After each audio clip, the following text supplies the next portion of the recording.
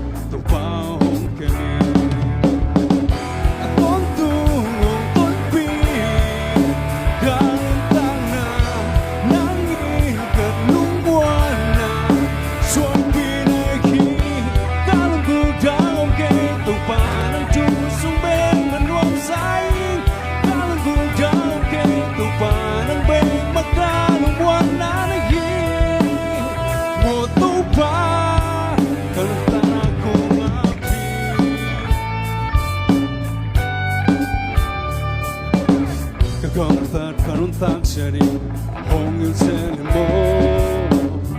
Kasep kabona Yung kisam dinhi Nung nadana nunalaya Akhil temo te kanun tana Hongong pi Lamong lakseli Aton tu ton pi Karun tangna Nangin kalumbuan na Sumpi